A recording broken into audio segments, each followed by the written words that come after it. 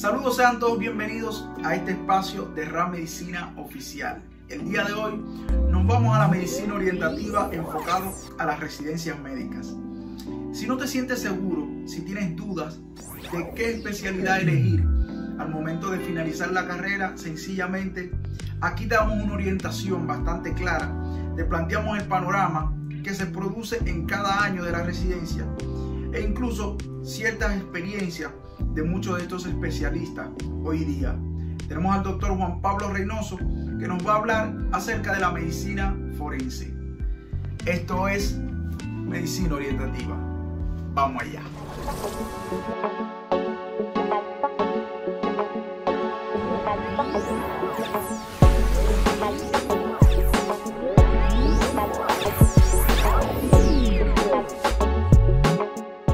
¿Cómo está, doctor? Hola, mucho gusto, Wandy. Muchas gracias por la invitación a este canal y este nuevo segmento que es muy interesante ya para muchos médicos y estudiantes de medicina que quieran ejercer ya en su país de origen, quieran hacer una especialidad médica.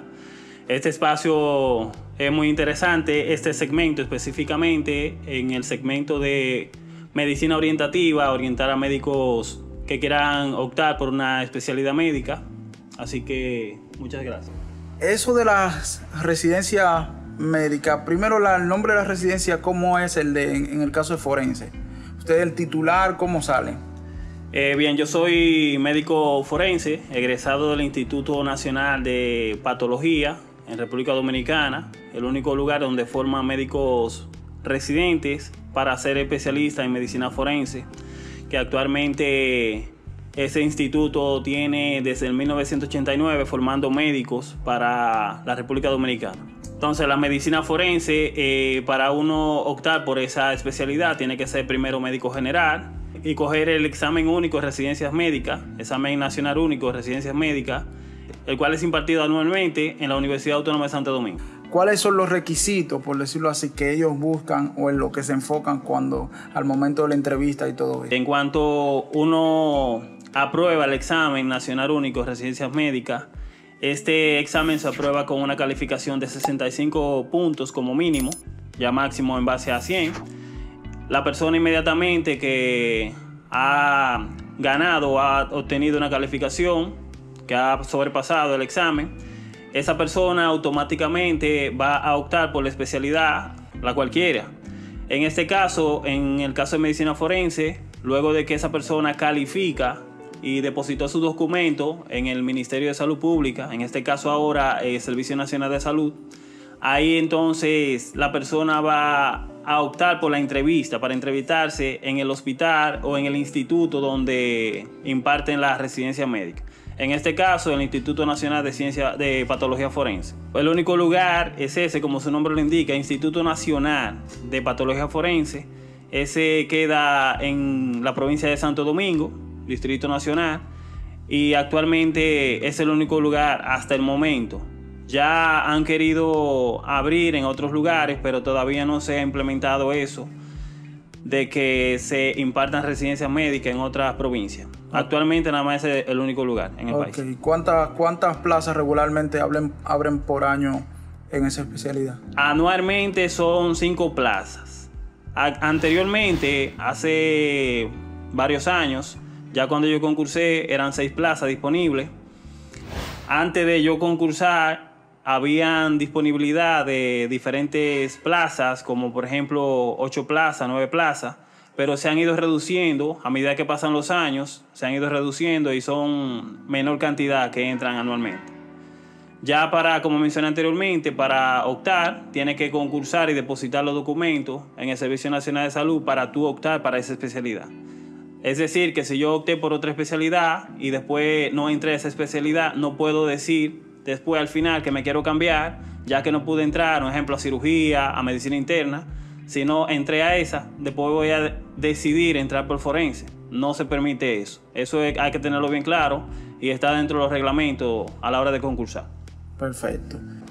¿En algún momento tú de la residencia dijiste, te cansaste, dijiste ya no voy más, me cansé, o sea, o esto Bien, al inicio me pasó algo similar a lo que mencionas. Comenzamos, un ejemplo, la entrevista comienza a finales de mayo, comenzaron. Entonces ya en julio teníamos resultados y había ganado en cuarto lugar de la especialidad de las 6 plazas que habían disponibles. Entonces yo voy tranquilo, llevo mi pijama, mi bata. Tiene que traer la pijama solamente para observar y que usted se adapte al proceso de que usted como R1 más o menos tiene que ver. Ya si llega la hora de entrar el 1 de julio, si usted no decide, por ejemplo, no le conviene, usted se puede renunciar. Entonces yo inmediatamente el primer día cuando voy me dicen, mire, ustedes se van a quedar de servicio. Y yo, bueno, quedarme de servicio, pero a mí no me dijeron de quedarme de servicio. A mí me dijeron simplemente ven a observar para que vea más o menos cómo es el asunto, de cómo se va a tratar todo esto y así ir para que te maneje más o menos.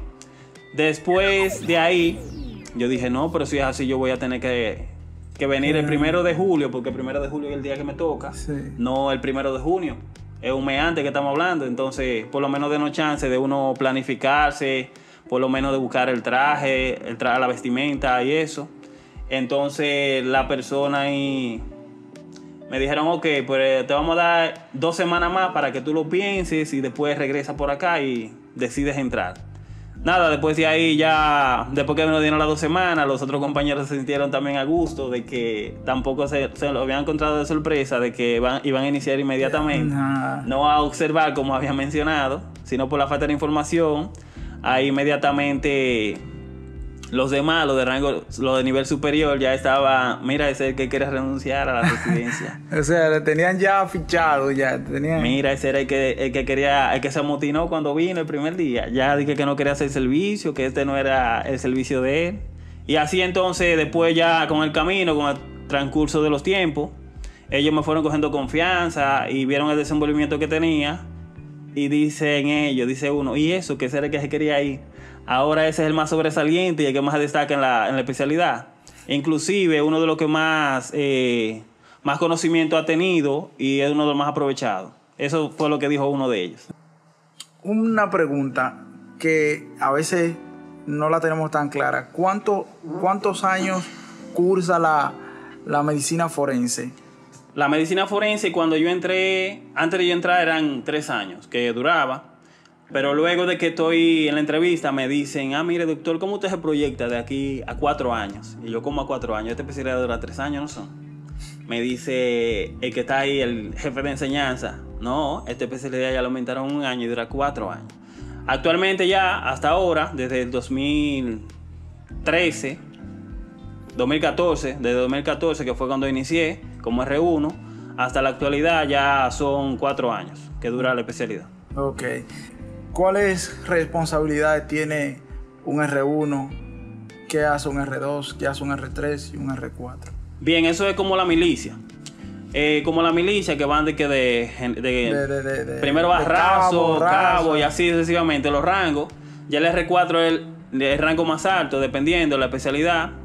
En el caso de medicina forense, el R1 es el primero, el más nuevecito que llega, ese es el que va a estar describiendo.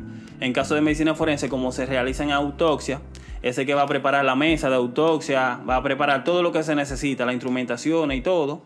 Eso lo hace un R1. El R1 es el encargado de describir el procedimiento de autopsia. Es decir, escribir todo el informe. Todo lo que se hizo. Desde la cabeza hasta los pies. Todo lo que tiene el cadáver a nivel de la piel, en el cuero cabelludo, en los ojos. Todo eso lo describe el R1. El R2, en este caso, el R2 va a dictarle. Como el R1 no tiene el conocimiento de descripción, un ejemplo, como lo dice así la anatomía, la superficie del órgano, la consistencia, cómo se ve, la consistencia, la coloración, todo eso, tiene que ir describiendo el R1.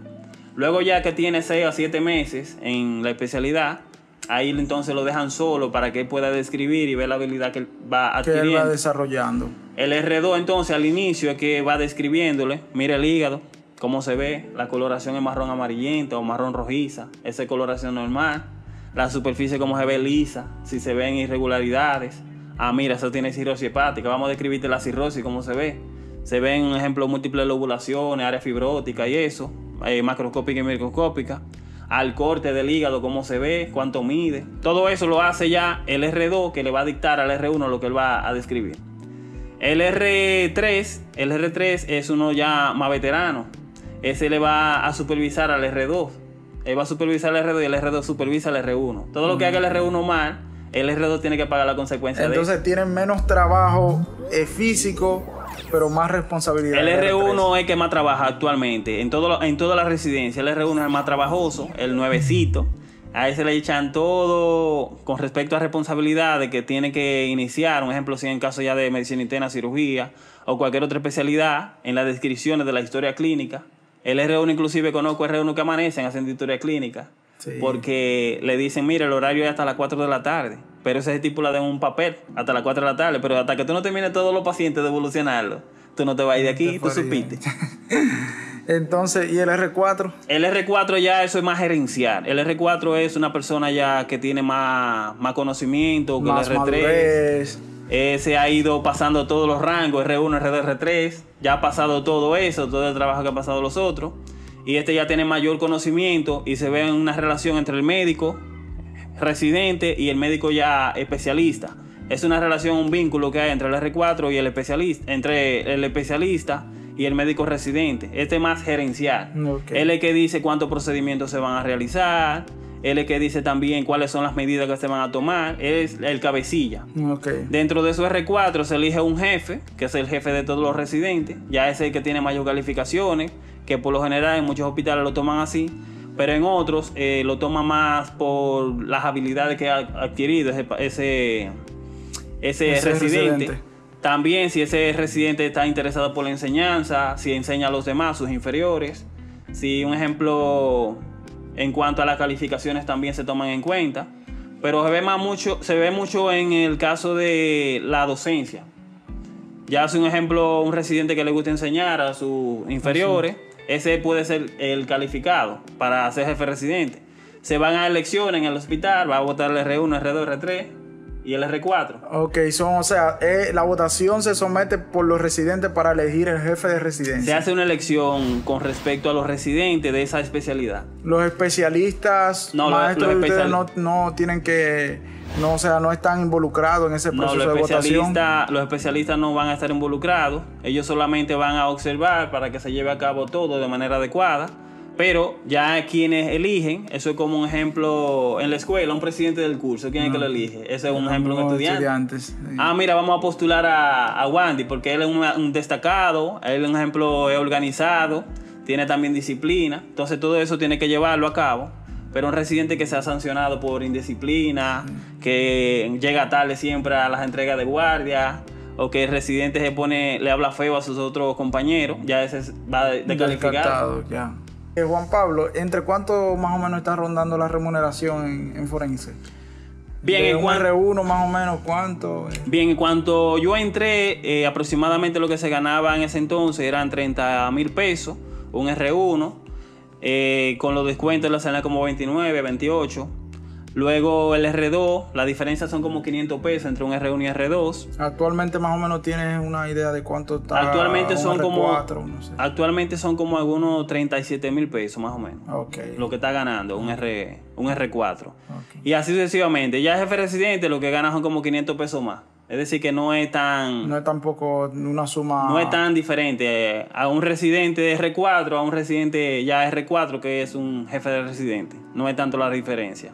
Ya en caso de que hay muchos que quieran ser, desde que llegan, que quieran ser un ejemplo jefe residente, que me tocó en el caso de que me estaban por postular los compañeros, de que fulano, pero lánzate a jefe residente. Y yo no, jefe residente no, yo no caigo en ese gancho. ¿No te gustaba hacer jefe? En ese entonces se utiliza mucho de que muchos quieren postularse a jefe residente, ya porque los jefes residentes en algunos hospitales lo toman en cuenta y lo dejan laborando en ese hospital.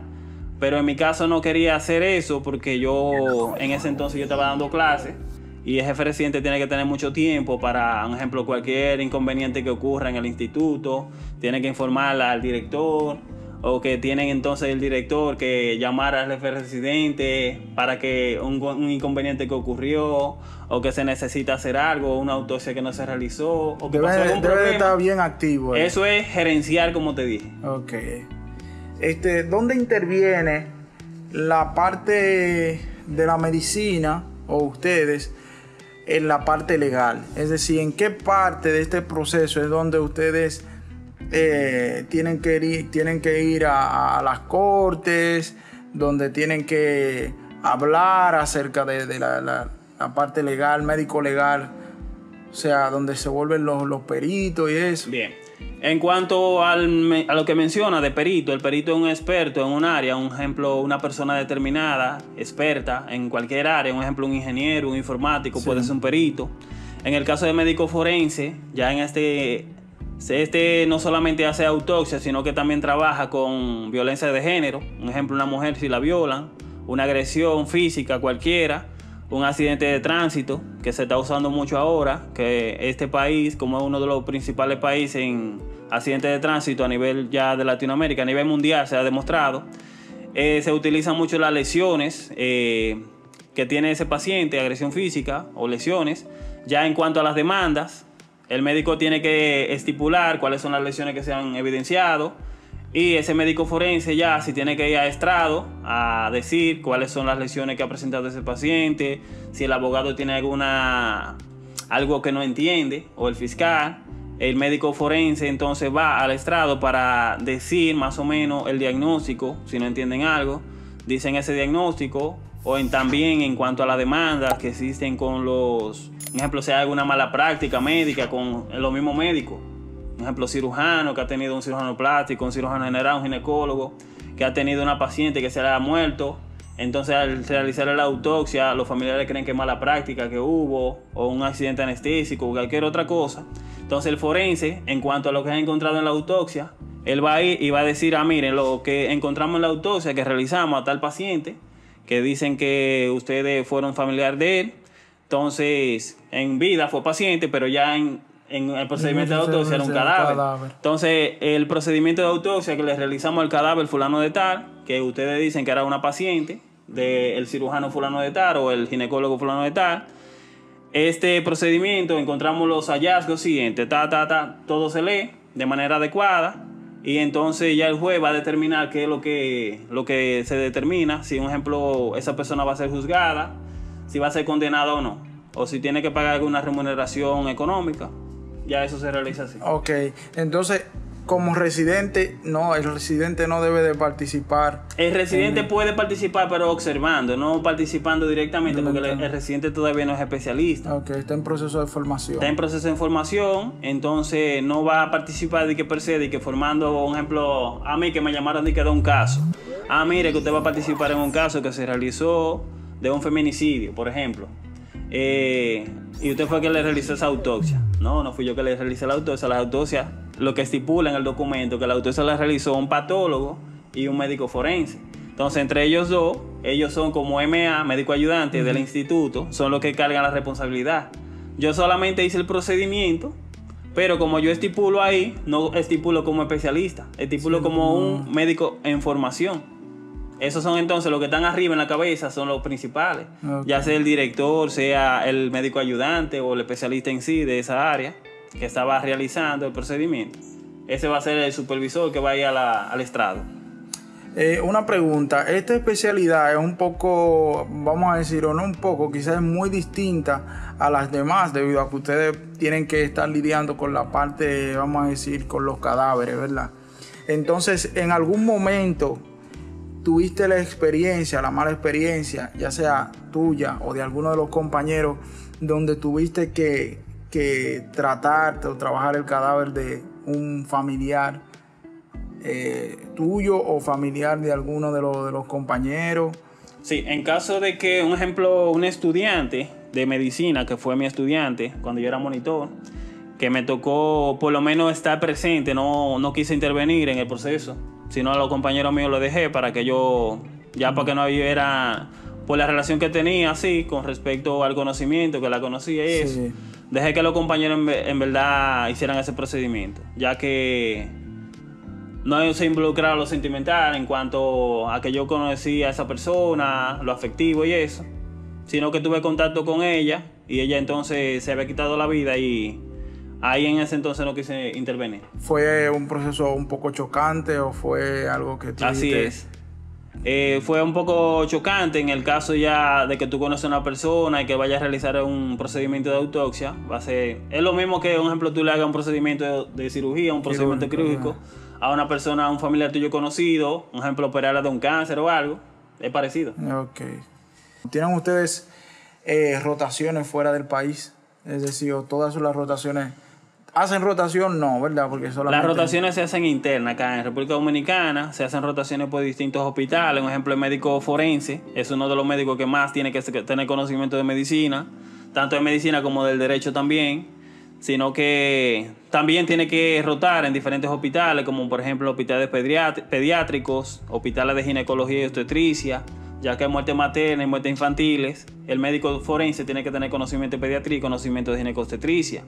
También rotar por lo menos los procedimientos que se hacen en cirugía, ver por lo menos cómo se realiza una laparotomía exploratoria, una laparoscopía, y tener conocimiento cómo es que el paciente desde el quirófano va a unidad de cuidados intensivos, ya que muchos pacientes también rotando por medicina interna, viendo los pacientes cardiópatas, cómo van evolucionando. Esas serían las rotaciones principales. Y también tiene que rotar por las diferentes fiscalías, ya para ver el conocimiento de las agresiones personales, que es uno de lo más sobresaliente en ese entonces en cuanto a la medicina forense. ¿Algún caso que viste? Bueno, me mencionaste el caso de la chica, pero ¿algún otro caso que resultara para ti sorprendente? ¿Alguna, no sé, procedimiento que realizaste? ¿Tuviste? En cuanto a eso, yo tengo dos. Hay uno que es una muerte violenta y otro una muerte de manera natural. Una de manera natural es una enfermedad congénita que pude observar, que se llama síndrome de Merkel, que en ese síndrome de Merkel eso ya es una monosomía, eso es hereditario. Entonces, y aparece muy frecuentemente, principalmente aparece en el área de Filipinas, por ahí. Aparece uno de cada 900,000, de cada 900,000 nacidos, de cada 9,000 nacidos, de cada 9,000 nacidos aparece uno, un caso. Y en Dominicana tuve la oportunidad de verlo acá, en el Instituto Nacional de Patología, donde el paciente tenía un encefalocele, tenía protrusión del lóbulo occipital, también tiende a tener quistes renales múltiples, también algunos trastornos a nivel del hígado, también a nivel de las extremidades y eso. Ese me llamó mucho la atención. En cuanto a la muerte violenta, me tocó hacer una autopsia a un venezolano. Eso fue en el cementerio. El venezolano estaba ya en periodo de putrefacción, estaba muy avanzado. Entonces a ese individuo le hicimos el procedimiento de autopsia. Yo fui con la médico ayudante, yo en ese entonces era R4 ya. Fui con la médico ayudante y el equipo, un R2, un R3 y un R1. Entonces yo estoy haciendo el procedimiento de autopsia y veo que cuando estoy poniendo la mano en el cadáver, en el área del abdomen, ya luego de abrirlo, siento algo como si fueran cubitos de hielo. Y yo, pero vean, que este cadáver no está congelado para sentirse así.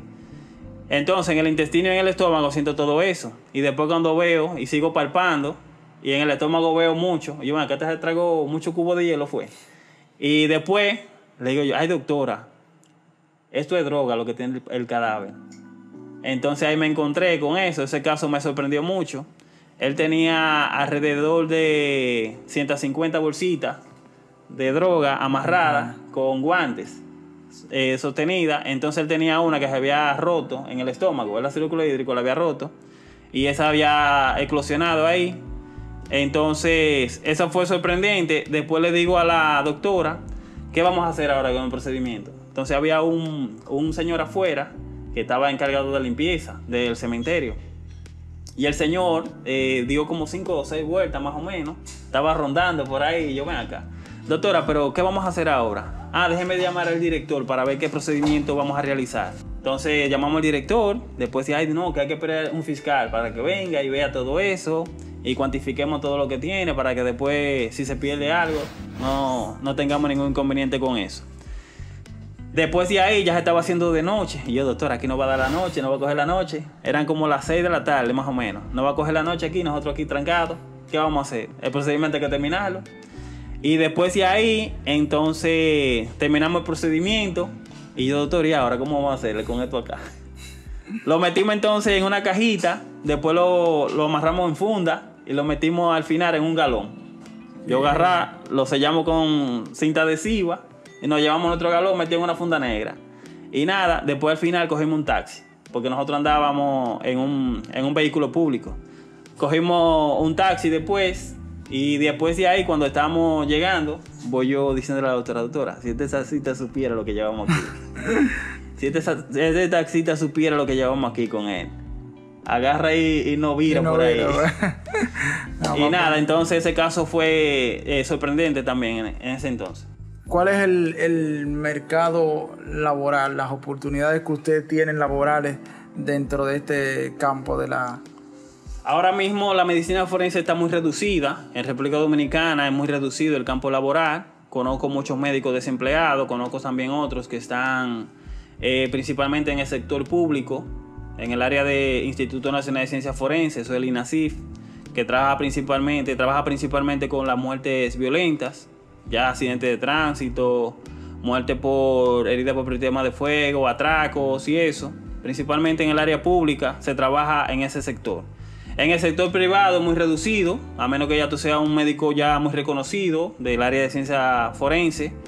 Te pueden buscar privadamente, un ejemplo de manera privada, para consultoría de cualquier cosa, autopsia, cualquier autopsia que quieran realizar, específicamente revisar un procedimiento de autopsia o alguna demanda que quieran algún médico forense que opine en el proceso, ya ahí te pueden buscar. Eso de manera privada, pero en privado, en el área privada es muy reducida. No se puede trabajar en clínica, sino que ya a nivel de salud pública, en un hospital realizando autopsia o el INACIF. Ok. ¿Ustedes tienen pueden hacer subespecialidades? Las subespecialidades pueden ser, pero fuera del país. Se pueden hacer. ¿Recuerda algunas de las que...? Está psiquiatría forense, que es una. Está criminología, que también es otra especialidad. Y esas pueden ser ya fuera del país. Aquí en República Dominicana no hay. ¿Tienen alguna persona, ya sea dentro de la medicina forense, fuera, o en tu proceso de formación académica que admires? Ahí tenemos a Sergio Sarita Valdés, que es actualmente el padre de la medicina forense en República Dominicana, y es el que más ha aportado en nuestra formación. En cuanto ya a la formación de la mayoría de médicos forenses han pasado por sus manos, y esa es una de las personas que actualmente es maestro de la medicina dominicana. ¿Cómo sientes tú que faltan herramientas dentro de la medicina forense que puede mejorar esa parte de esa plaza de la medicina forense? ¿Tú entiendes que ya las herramientas que están, tú entiendes que son suficientes para hacer el trabajo que ustedes necesitan y hacer, de manera eficiente, eficaz? ¿O sientes tú que falta algo en ese campo? En cuanto a las herramientas, tienen que abrir el campo. Un ejemplo, ya a nivel de forense, abrir por lo menos en hospitales que se puedan realizar autopsias, porque actualmente no se están realizando autopsias en los hospitales donde los pacientes fallecen, es decir, autopsias clínicas, que puedan dar aporte para la sociedad a nivel epidemiológico. Un ejemplo, a un médico internista que se le muere un paciente y no sepa de qué murió, que se pueda hacer. Un ejemplo a nivel del interior del país, que hay muchos lugares del país, muchas provincias que no se le hacen autopsia a los pacientes que fallecen. Y eso de manera legal debe de realizarse a personas que se sospeche de que hay una muerte repentina, o específicamente una persona que aparentemente se acostó y amaneció muerta. Eso sería una muerte repentina, que no tenía ningún padecimiento de una enfermedad, que eso puede ocurrir en diferentes campos acá en República Dominicana, y que hay muchos lugares, muchos campos lejanos que no se les realizan autopsias a esos individuos, que inclusive ellos lo entierran, lo inhuman, y luego de ahí es que averiguan ya de qué fue que murió. Oye, eso. Después hay que hacerle, mira, vamos a hacerle una exhumación al paciente, porque yo sospecho que... O también lo pueden hacer también debido a que hay una herencia, que ahí apareció un hijo de fulano reclamando. Y quieren hacer entonces prueba de ADN. Juan Pablo, ¿qué tú mejorarías de la medicina dominicana en sentido general? ¿Mejorarías o modificarías? En cuanto al sistema, lo principal acá es que el sistema en República Dominicana no están orientando a la población médica dominicana, principalmente en las universidades, que hay una población inmensa de estudiantes de medicina en diferentes universidades. Actualmente creo que son 12 universidades en el país que están impartiendo medicina. Y de esas universidades, ellos simplemente captan, pero no orientan a la población de estudiantes, que no hay muchas oportunidades fuera de... Te graduaste hoy, ya tienes que esperar 6 meses a que te llamen a una pasantía. Después de ahí, que termina la pasantía 1 año. Después de ahí tienes que esperar 6 meses más que te salga un S4 para poder ejercer. Es decir, que es muy estancado el área. Y se gradúan anualmente se gradúan casi aproximadamente 5.000 médicos en 1 año. En los 2 últimos años se ha demostrado de que aproximadamente son 4.000 y pico de médicos, 4.200, 4.300 médicos toman el examen de residencia para 1.200 plazas, 1.150 plazas. Y de entonces va a quedar demasiado médicos fuera y ya lo que entran son muy pocos. Y son aquellos ya que se ha manejado mucho eso de que hay tráfico de influencia en cuanto a los exámenes que se toman acá en República Dominicana. Da tu número de contacto, si quieres tu Instagram, Facebook, canal de YouTube, todo lo que tú quieras. En cuanto a mi canal, pueden seguirme a un canal que tengo de formación del área de medicina, específicamente anatomía. Anatomía enseñando para el futuro, nos pueden buscar. Y pueden poner en Facebook. Ese es tu canal de YouTube, ¿verdad? Sí, ese es el canal de YouTube, que es donde ahí tenemos contenido ya del área de anatomía. Muy bueno, señores. Anatomía, bueno, de embriología. Estamos también ahora comenzando con la parte de embriología, de neuroanatomía. Estudiante interesado en el área de neuroanatomía, que es un poquito compleja esa área. También tenemos en Instagram, nos pueden seguir como Tics Anatomía en el Instagram. Y ahí tenemos también diversos contenidos. Subimos posts interesantes relacionados con la medicina en general y también algunos tips de anatomía que sean de interés para todos. Más o menos, ¿cuántos suscriptores ya tienes en tu canal de YouTube? Actualmente en YouTube yo tengo 1.160 suscriptores. Hemos ido trabajando desde enero. Hay muchos videos ya diversos. Y los contenidos que estamos haciendo ahí principalmente son para estudiantes de medicina que tengan el interés de seguir aprendiendo. Tengo muchos también suscriptores que han sido mis estudiantes, los cuales me están dando el apoyo. Y ellos entonces entran, consumen los videos que están ahí y me dicen que les sirven de ayuda ya con el proceso de formación de ellos. Señores, vamos todos nuestros seguidores, vamos al canal de Juan Pablo Reynoso. Vamos a tratar de llevar este canal por lo menos a los 10.000 suscriptores. Vamos todos ahora mismo. Recuerden darle suscribir y clic a la campana, así le llegan las notificaciones. Les estoy diciendo que no se pierden, es un contenido bastante fructífero y les aseguro que le va a ayudar bastante en su formación. Ya finalmente un mensaje final ya para todos los seguidores nuestros, también para los médicos, pasantes, internos, preinternos y todo lo que estén ahora en un proceso de formación del área de la salud. ¿Qué tú les recomiendas? ¿Qué tú les dirías? Bien, mi recomendación es que no pare de estudiar, que comience desde ahora temprano. No pare de estudiar, que tenga tus sueños, cumpla tus sueños, tus metas. Y el objetivo es, si vas a concursar por una especialidad médica, no te rindas, trata de dar lo mejor de ti.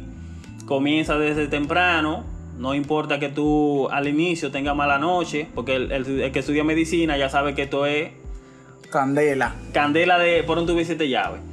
Le aconsejo de que busquen por ahí la manera necesaria o la que sea, no sea la manera infraganti, como hacen muchos, que pueden ir infraganti, consiguen el examen 2 días antes y ya por ahí se van y consiguen una especialidad sin tener que obtener el sacrificio que hay otros que ya han concursado varias veces y no han logrado obtener su objetivo.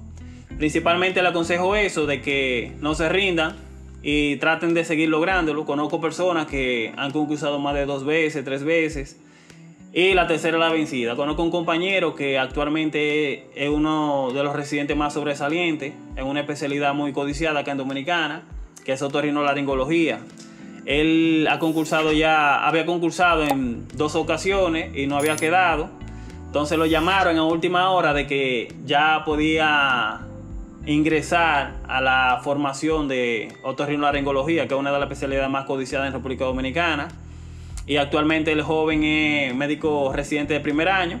Así que el que persevera triunfa, y ya ustedes saben. Muchas gracias, Juan Pablo, por toda la información suministrada aquí a estos estudiantes, y esperemos que ellos también le saquen el mayor provecho. ¿Qué usted dice? Gracias a ti, Wandy, por la invitación, y al equipo de RAD Medicina. Ya ustedes saben, RAD Medicina. Aprende con ritmo, aprende con rimas. Y ahí que va. próximamente estaremos ya formando una página web para dar clase virtual en el área de anatomía y otras ciencias que tienen que ver con relación a la medicina. Así que ya saben. Por haber llegado hasta aquí, al final de la descripción del vídeo, te tenemos un link.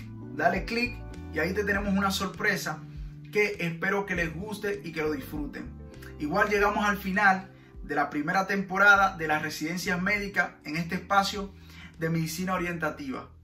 Gracias por consumir todo nuestro contenido. Espero que le haya sido útil y que le haya sacado bastante provecho.